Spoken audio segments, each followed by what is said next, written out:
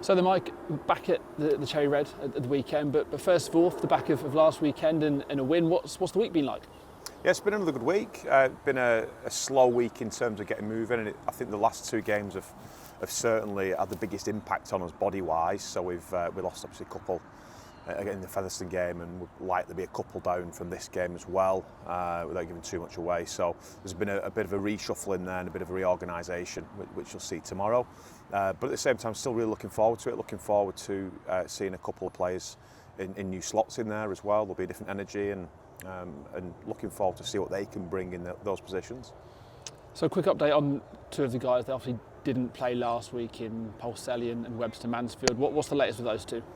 Yeah, so Brandon's got a bit of a collarbone going on. He'll kind of be another, I think, 3 to 4 weeks. And then Luke Polselli's doing really well, actually. Had a bit of an ankle there, so he's ahead of schedule. So we're hoping Luke will be back within 2 weeks. Next week will probably be too soon for him. So, yeah, desperately disappointed with those two because they've been travelling so well, as you know. So, but it is what it is. And like I said, we'll be thankful to get them back before the end of the year. At least we know it's not a season-ending injury for both of them. So then the victory over Barrow, what was kind of the reflection and thoughts on that one? Pretty tight game, and obviously went behind early on. But yeah, what was your kind of overriding emotions from that one? Exactly what I said after the game. Actually, when we watched it back, we were even more dominant than I even thought live time. Actually, when you take the emotion out of it, and we looked at the stats again and we went through it, we were incredible. Really, it was some of the best numbers we'd had in terms of restricting their meters all year.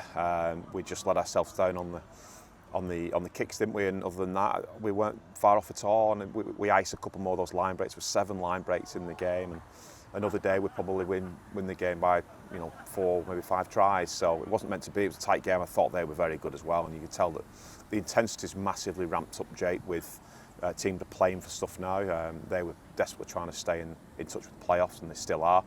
And the same with this week with Toulouse. They're desperately trying to get into that top spot, if you like. So it'll be the same again. Another game of real intensity this week, I'd expect. Now, in terms of the injuries which we've just spoken about, and obviously managing a small squad, but it feels interesting, Mike, that it feels similar to the last 3 years we've had these conversations where there's part of you thinking that you just want the season to carry on because there genuinely is improvements, aren't there, game on game with this group? There is, but I said it a few weeks ago, we've got every single player available right now, which is incredible, and we've done well, but the storm will come. And the storm for us is 2 or 3 injuries, which is the normal for everybody else. So, but yeah, you're right. I think we'll probably have to ride this out for the next couple of weeks, and then we'll get bodies back, and we'll have probably a fresh look to us actually in a couple of weeks as well. We're still trying to do a little bit of business to strengthen us for the back end of the year, and then bottom 4 playoffs, which is looking likely where we'll be. So yeah, we'll push through these next 2 weeks, and hopefully we can carry some momentum on that we've built in the last kind of month into the end of the season. Right, before we talk about Toulouse, Mike, is a landmark for you as well this weekend, which I think you're aware of, is your 100th game in charge. So, first of all, congratulations, and yeah, well, the thoughts of that, it's an impressive feat. Yeah, it's incredible that 100 games has gone like that from Workington, and it's every year's been a different challenge.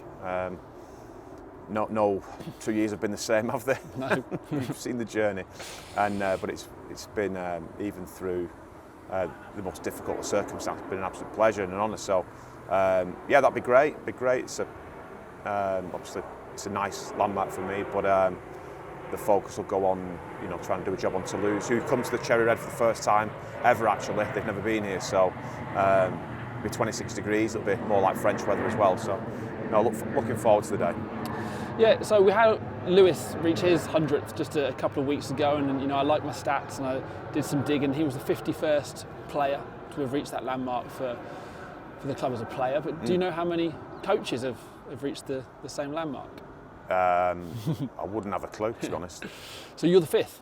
Wow. So just that few have made, which obviously goes to show once again kind of what an impressive landmark that is. And look, you've also, must point out, been at this club significantly longer than just 100 games as well, Mike. So, your journey at the club as well, did you ever envisage being here as long as what you have, or was that always kind of the plan to lay down foundations here? Never. No, it was a 2-year plan come down, experience London, and get back north as quick as I can.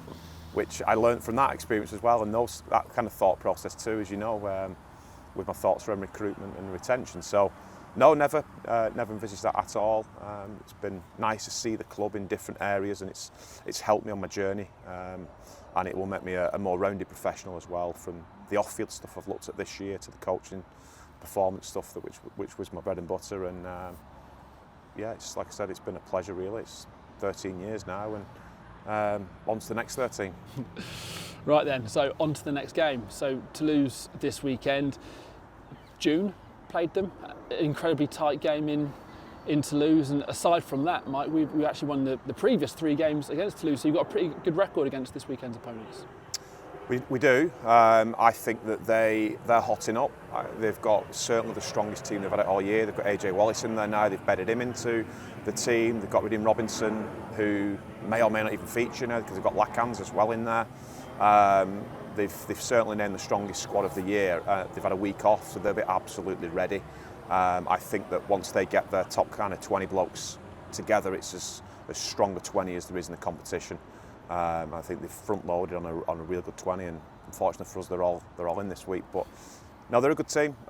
We know everything about them. There's a lot of familiar faces in there, and Sylvan's obviously been at the wheel since Toulouse came to the competition. So we know what to expect from them. They will be unpredictable at times. They cover all bases. They're a clever team, powerful, quick. They'll move us around. They'll be direct at times as well. So it's a great challenge for us. But I'm just looking forward to seeing how we go as well. So we'll have to shuffle our pack a little bit, but that brings a little bit of excitement too.